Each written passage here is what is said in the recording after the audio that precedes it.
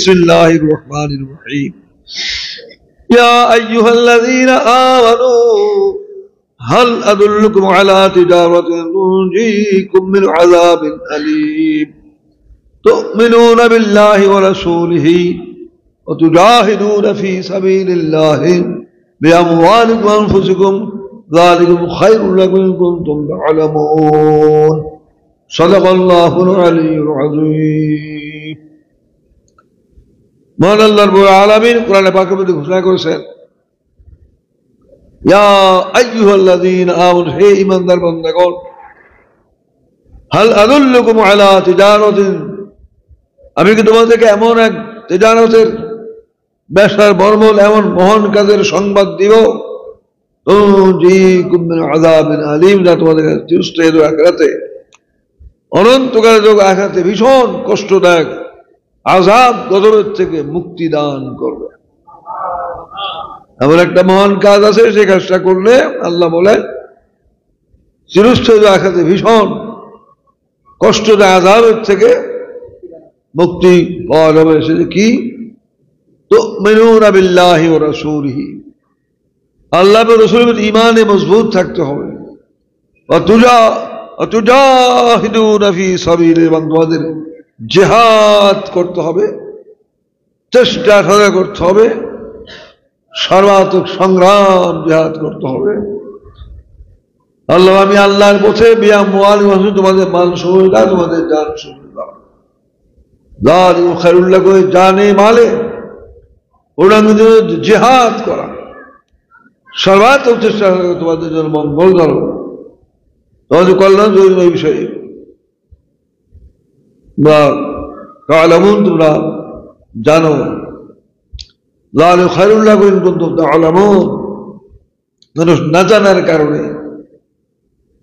ধর্ম জারি করার জন্য জান এবং মালের দ্বারা জিহাদ থেকে দূরে থাকে যদি এর ফলাফল জানতো এর পরিণাম ফল জানতো আল্লাহর বিধান জানতো তাহলে এটা দূরে থাকতো না বোঝা গেল যে যত নামাজ আছে রোজা আছে হজ আছে যাকাত আছে হাজারো লাখো ইবাদত বন্দেগী করার পরেও পূর্ণাঙ্গ ইসলাম জারি করার জন্য জিহাদ না করে সর্বাত্মক চেষ্টা সাধনা না করে যার দেশে জাহান্নামী সে দুজুগী মামুলি দুজুগী না সে ভীষণ ভীষণ কষ্টময় যেমন সমস্ত আমল করলো হজ আদায় করলো জাকাতও আদায় করলো আপনার রমজানের রোজা রাখলো না দিন দিবস সমস্ত আমল করলো রোজা রাখলো না বিনা ওজরে ভেস্তি না দুজুগী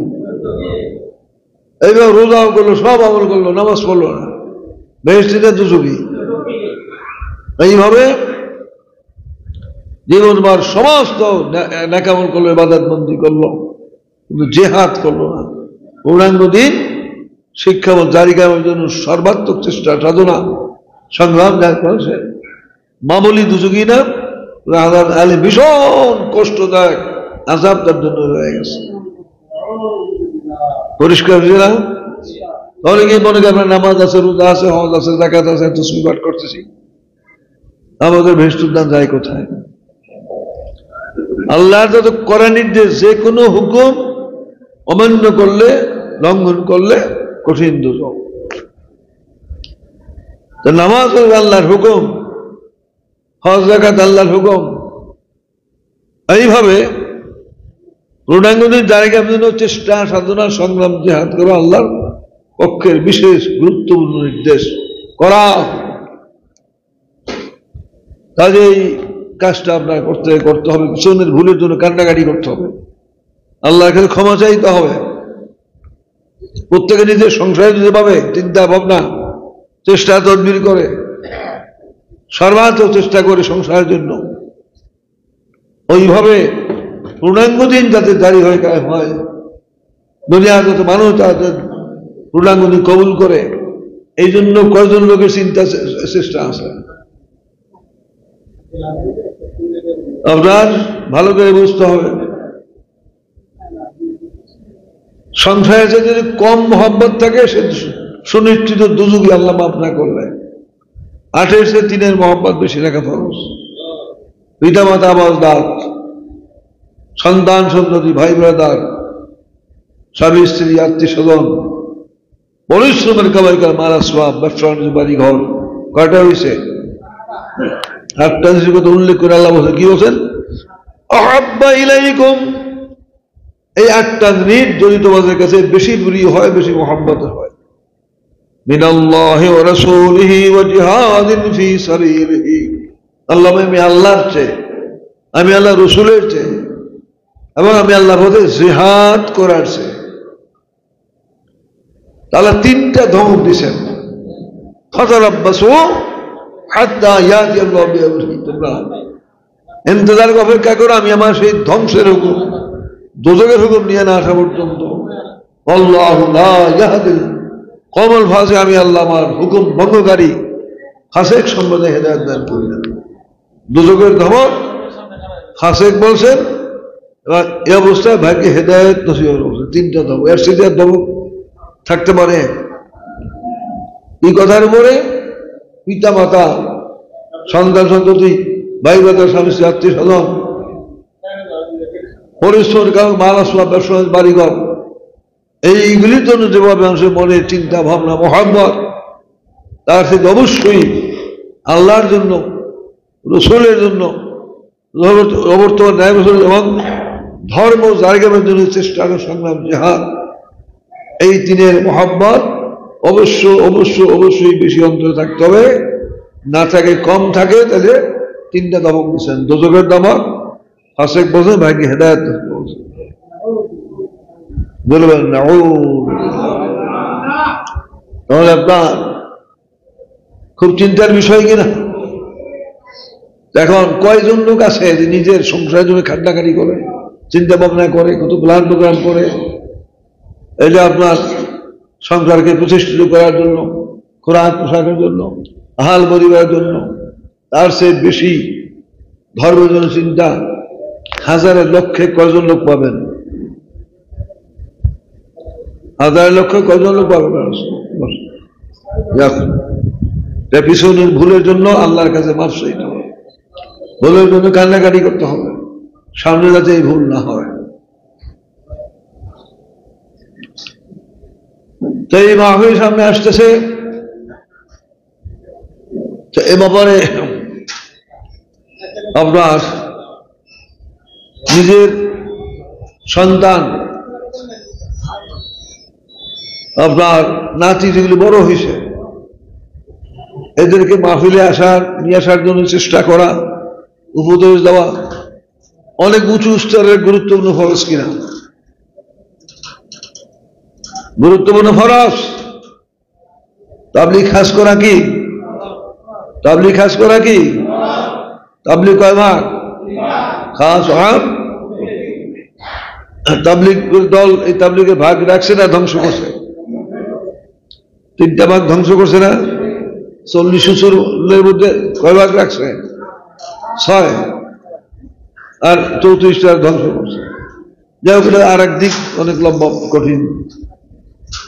তো আপনার এখন যেটা বর্ণনা হইতেছে, তাবলীগ খাস ফরজ, যে এখানে গার্জিয়ান লিডার, তার আওতায় যারা, তাদেরকে পূর্ণাঙ্গ দিনের তাকিদ দিতে হবে, মাহফিল আসার তাকিদ দিতে হবে, সর্বাত্মক চেষ্টা করতে হবে। কুলাইতে না পারলে ওজর, আদম আলাইহিস সালাম কাবিলকে ভালো করতে পারছেন? পারেন নাই। সর্বশক্তি নিয়োগ করছেন কিনা? সর্বচেষ্টা করছেন না? সর্বাত্মক চেষ্টা করার কুলাইতে না পারে, সেই জন্য আল্লাহ মাফ করবে। কিন্তু গাফলতি করলে অমর্দনীয় অপরাধ হবে। রব্বানা আরিনাল্লাযীনা যাল্লানা মিনাল জিন্নি ওয়াল ইনসি নাজআলহুমা তাহতা আকদামিনা লিয়াকুনা মিনাল আসফালিন। 24 সূরার উল্লেখ আছে। ময়দান হাট করে অধীনস্থরা তাদের আল্লাহকে বলবে, আল্লাহ আমাদেরকে তুমি দেখাই দাও, দুনিয়ার বুকে থাকা অবস্থায় যারা আমাদেরকে ভুল পথে পরিচালিত করেছে, পূর্ণাঙ্গ পথে পরিচালিত করে নাই, আমাদের পিতা মাতা, নাকে স্ত্রী, নাকে বক্তা, এদের মধ্যে অনুসারীরা এবার আল্লাহকে বলবে, পিতামাতার ভুলকে তাদের মধ্যে সন্তানরা বলবে যে তারা আসলে আমাদের পরিচালক গার্জিয়ান, তারা আমাদেরকে পূর্ণাঙ্গ দিনে পথে পরিচালিত করত, সঠিক পথে দিলে আজকে আমরা দুজুগি জাহান্নামে হইতাম না।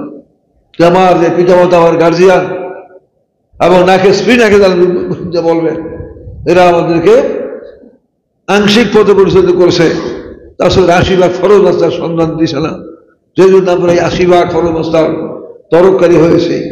কেন দুনিয়া থাকা অবস্থা আমাদের গার্জিয়ান হওয়া সত্ত্বেও পরিচালনা হব না, আমাদের গমনা করলো, ভুল পথে পরিচালনা করলো।